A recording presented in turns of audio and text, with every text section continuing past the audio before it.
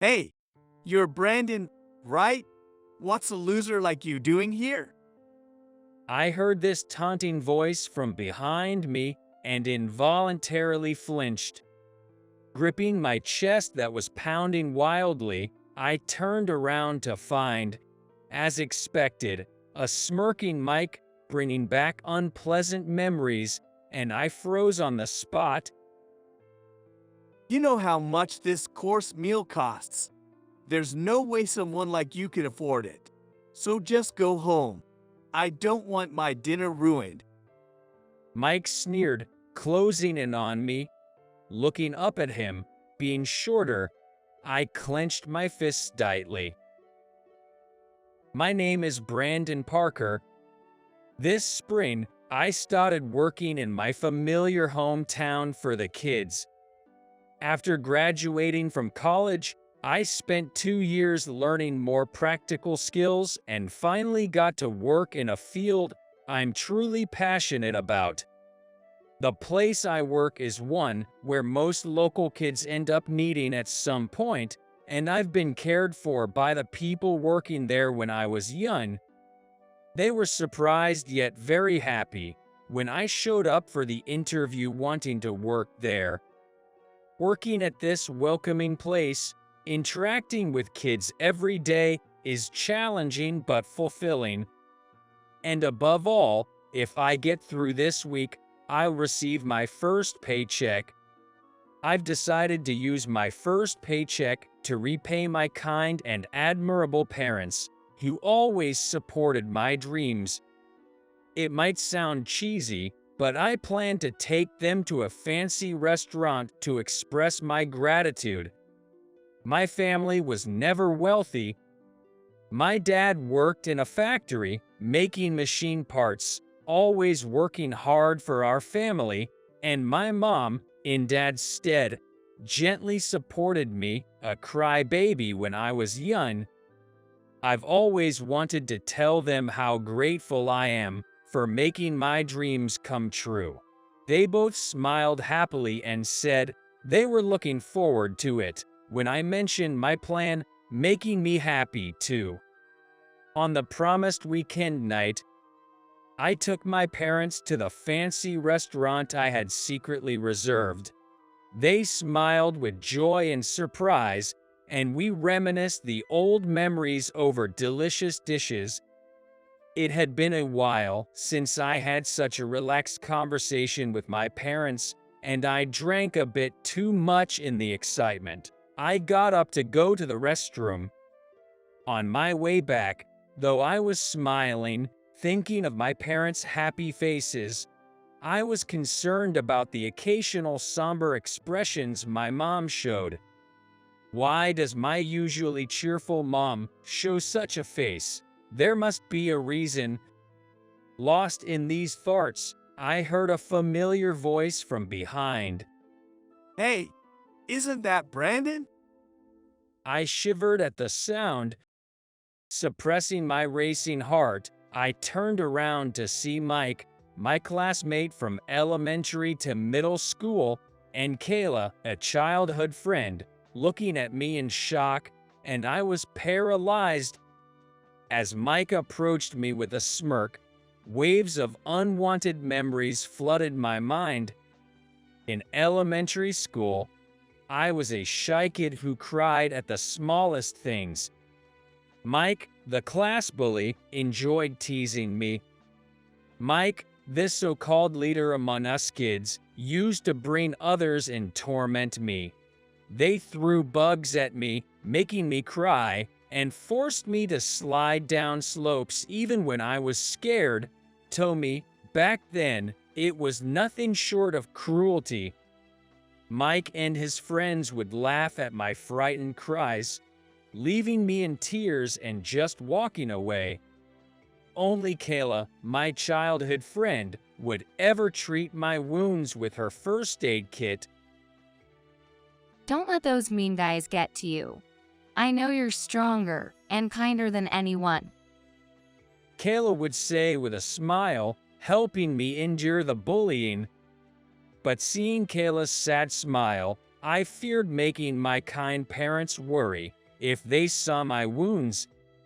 To avoid letting my mom realize I was being bullied, I started making up excuses for my mud-stained clothes and the band-aids on my knees. Whenever she asked, I would say, I fell during PE, or I got dirty playing football with friends. This way, I lived in fear of being teased and harassed at school. While at home, I tried to keep my parents from finding out. As a result, I couldn't concentrate on my studies in elementary and middle school, often getting scolded by teachers for poor grades.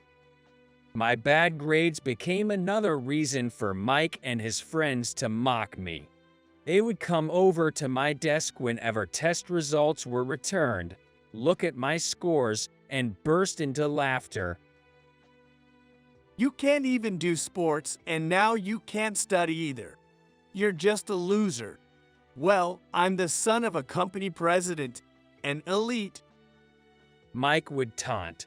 Hearing these words, I would end up crying, but Mike and his friends found it amusing, and the other students just turned a blind eye, offering no help.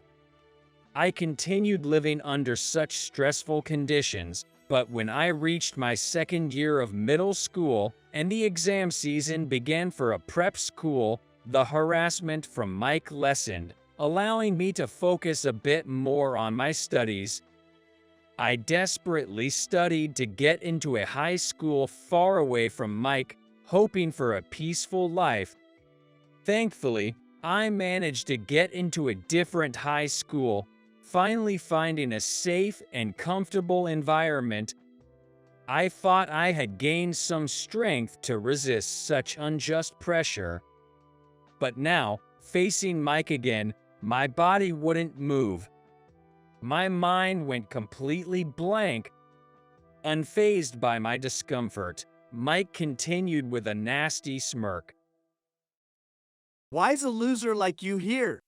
Do you know how expensive the course meals are at this place? There's no way you can afford it. You're ruining my dinner with this beautiful lady. Towered over by the taller Mike, I couldn't help but look up at him, frozen and unable to move. Trembling and unable to speak, I was just an amusement for Mike. He turned to Kayla and said, "Come on, say something to him. It's embarrassing to have a guy like you as a childhood friend." Kayla, suddenly addressed by Mike, looked at me with a near-tear-full face. Seeing her expression, I clenched my fists and somehow managed to move my trembling lips. "I'm not a loser. Stop making Kayla uncomfortable. I'm not the same person I was back then." As I glared at Mike, he grabbed my shirt in irritation. Bracing myself for a punch, I closed my eyes tightly. Then, I heard a stern voice, "That's enough." Turning towards the voice, I saw my dad with an unusually cold expression, and my mom glaring at Mike with a face like thunder. Mike, frozen by the unexpected arrival of my parents, let go of me as my dad coldly asked, "What do you think you're doing to my precious son?" Mike clicked his tongue and turned his back on us. As he tried to leave with Kayla, my dad continued, "Running away now won't change anything. Mike Ellis, I know everything you've done to Brandon. Despite all this time, it seems you hadn't grown up. I'll have a proper talk with your dad. Since your son dared to mess with mine, who will save countless lives as a doctor, Parker Industries will cancel all contracts with Ellis Medical Equipment." At that moment, Mike turned around in shock. "Brandon, a doctor, and Parker Industries," he muttered, looking pale as he glanced between my dad and me. In fact, after focusing on my studies in high school, I had excelled and developed a dream of becoming a doctor. to help the injured and suffering. Having shared this with my parents, they fully supported me, and I had just started working as a pediatrician at a local hospital this spring after completing medical school and a 2-year residency. Of course, Mike didn't know any of this, and I was puzzled by my dad's words. While I was still processing, Mike desperately apologized to my dad for his past actions, but my dad coldly dismissed him, saying, "It's too late for anything now." Stunned, Mike collapsed to his knees as we turned to continue our dinner. My dad, now gentle and smiling, said, "Let's continue our meal." As we were about to return to our private room, I caught Kayla's eye. She looked lost, standing behind Mike. I managed to say, "Would you like to join us?" My parents smiled and nodded in agreement, and Kayla joined us, relieved. Then my dad revealed everything he had kept from me. Though he had always said he worked in a factory making machine parts, he was actually the heir to a company managing many factories and had become its president when I was in middle school. The factory specialized in precision parts for well-known medical and food manufacturers. It's including Ellis Medical Equipment, one of their clients. Come to think of it, Mike always boasted about his dad being a president. He's working in his dad's company now. Piecing together my dad's and Kayla's stories, it seemed Mike had unknowingly insulted a key business partner of his own company, resulting in a canceled deal. As I nodded in understanding, my mom looked at me with teary eyes, asking what was wrong. She slowly shared her long-held feelings, revealing why she was so emotional against Mike. Apparently, both my parents knew about the bullying I faced from Mike at school. My mom, who first noticed something was wrong, discussed with my dad what to do. They decided, "We don't want him to think that parents will solve everything. We won't intervene unless we see signs of injuries that could endanger his life. We'll wait for him to tell us." My mom was always pained by my attempts to hide injuries and stains. Even now, as an adult, she felt guilty, thinking that those memories might still be a scar on my heart. As she spoke, tears streamed down her face. I smiled gently at her and said, "Don't cry, Mom. It's because of the way you raised me that I've worked so hard to become a doctor who can help kids with the same wounds. The dream to heal not just patient bodies, hearts too, is a gift you gave me." I told her this to stop her tears, but she only cried more. My dad gently rubbed her back, tears in his eyes too. We were always worried about you, but didn't want to spoil you. You might not remember, but when you became a high school student and told us you wanted to be a doctor, we were so happy. Remember, your mom and dad will always support your dreams. Tears welled up in my eyes, and Kayla, sitting next to me, offered a handkerchief with a smile, teasing, "You need to work on not crying so much." I smiled through my tears at her kind gesture. On the way back from the restaurant, my parents asked me to walk Kayla home. While walking, she confided in me about graduating from college, becoming a nurse, and working at a major local hospital. She also shared how Mike, now a medical equipment sales rep, had fixated on her and pestered her, but she couldn't firmly reject him. As I wondered how to respond, Kayla suddenly looked up at the night sky. I remember today why I became a nurse. It was because of the time you thanked me with a smile when I treated you in elementary school. I wasn't wrong. You were always the strongest and kindest person. Thank you for giving me a dream.